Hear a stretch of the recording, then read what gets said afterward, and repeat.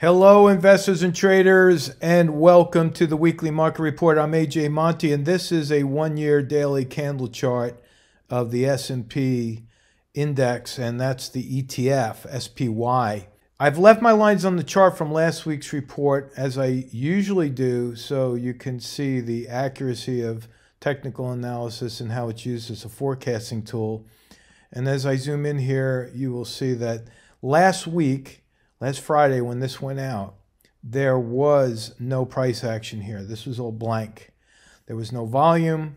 The oscillators did not look the way they do now, and I drew this line. So the line started on the close on Friday. We had 3-day weekend, so this is a shortened trading week here, and I said that the SPY would drop to this pivot point right there. Notice where my cursor is, right there as I magnify that.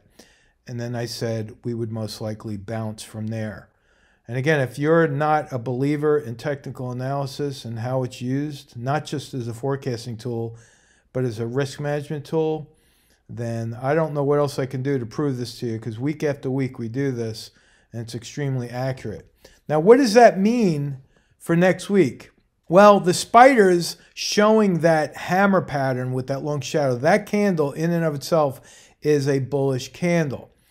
But the volume dropping oh so slightly here is telling us that the sellers are starting to lose some of that downward momentum. So the drop in volume is actually a leading indicator, and that supports what we're seeing up here in price action. Now, there is a slight divergence from that moving average, one that we have not seen in a while, because as you can see, the S&P has been hugging that moving average almost as a trend line. And so the stochastics down here is starting to hinge up. That would be bullish. The CCI down here is oversold, but I think that's going to start to turn next week into a buy signal right there. And then I believe that the markets will then move right back up to test the high being the resistance right here at the 20-period moving average, just like that. So I'm going to erase this line because I think the rally early in the week is going to be steeper than what I suggest here. So Monday and Tuesday, I think we could actually rally up to that 20-period moving average. And then we really have to watch out here, because if we turn down from that moving average and pivot lower, this moving average, as it curves over, rolls over just like that, that moving average will then turn into resistance. Now let's take a look at the VIX, because the VIX is inversely related to the SPY, and we'll do the forecast as well. Last week I said that the VIX would most likely go up to test this resistance. It did just that on Tuesday, came within pennies of my pivot point here. You see that? And then I said the VIX would roll over with the end of that line right there, 28.73 being my target. And what happened? We hit the target. The other thing that I did, and I encourage you to go back and listen to the recording so you can see this again with your own eyes. I forecasted what I thought the 20-period moving average would do right here. I said what we have to watch for is the convergence of price to this moving average. So I do think that the VIX, let me erase all this here so I can clean this up for you. I believe that the VIX will come down just a bit to test that moving average, and then I think we're going to see a bounce off of that moving average. Now remember, what does that mean for the S&P if we go lower at the beginning of the week? Well, like I said, I think we could rally Monday and Tuesday before selling off later in the week. So that means the VIX would most likely start to move higher. What's happening here is we're looking at price, we're looking at the oscillators, we're looking at the moving average, how it relates to price. And the VIX, although it's not a stock, it does give very strong technical signals for pivot points especially.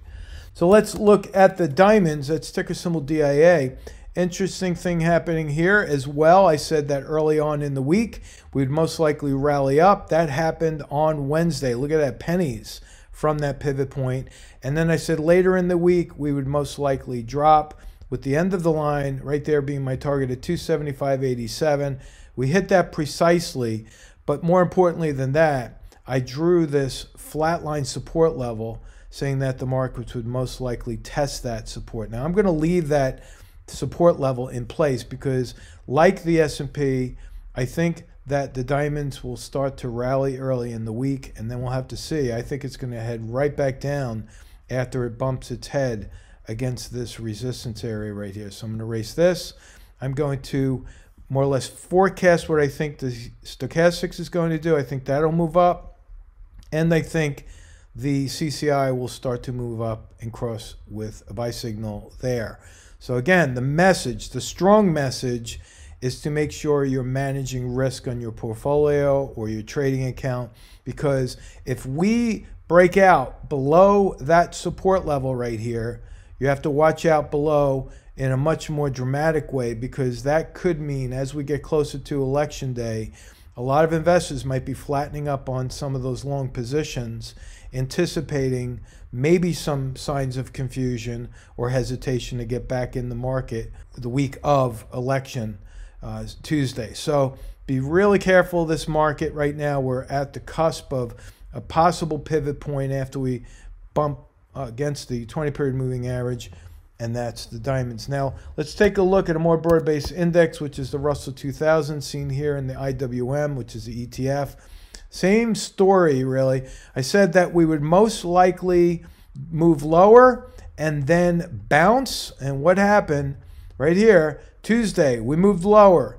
Here's the support level that I drew, because I said we would most likely go down here to fill the gap, and that's exactly what we did. And that gap fill point here from last Friday became support. So we bounced, and then lo and behold on Thursday, what is that? Well, if you're following technical analysis and learning about bearish engulfing patterns, that's it right there. Now I'm going to erase this and give you my forecast for the Russell. This is not as bullish as what we saw on the short-term chart for the spiders, but there is a long shadow, almost equivalent to the length of the body here. I do think that the Russell could rally a bit, but I think the Russell 2000 is actually going to wind up lower on the week, unlike the Dow and the spiders, where I think we could match the lows from this week. And the main reason I say that is because although it's a red candle, look what happened to the CCI down here. I'll magnify that. CCI started to go up. It looked like it was about to cross with a buy signal, but this bearish engulfing pattern threw the wet blanket on the party, and the CCI started to move lower again. That's why I think it's showing more weakness than strength at this particular point. So keep an eye on your downside. Make sure your stops are in place there. Let's look at the Qs. Ticker symbol QQQ, basically representing the NASDAQ market. Before I go into what I said last week, I want you to notice something. Since the beginning of April, right here, end of March, when we started that bounce from the pandemic sell-off here, we were able to maintain this 20-period moving average almost as if we had a straight line trend line there. And look what's happening right here. The Qs are having a hard time getting back on trend. Now, with that said, let me zoom in. I did say last week we would move lower on the Qs, and I drew this flatline support as a test for this low. What happened? We moved right to that support level, and then, like I said, we bounced. But then on this bounce right here, another bearish engulfing pattern. So the story is going to continue. I think the tech, like the Russell 2000, is looking weaker than the Dow, actually. But I'm still going to take a shot on this one because of the divergence from the moving average. I think the Qs are going to try to rally, and then I think we're going to see a failure of that later in the week. Again, for anyone that's long, make sure you're using good risk management technique. I promote and strongly follow the 1% rule for managing risk. If you want to know more about that, just visit us, and I'll make sure I either email it to you or post it in the next alert. All right, so that's it for now. You have a great weekend. Talk to you soon. So long.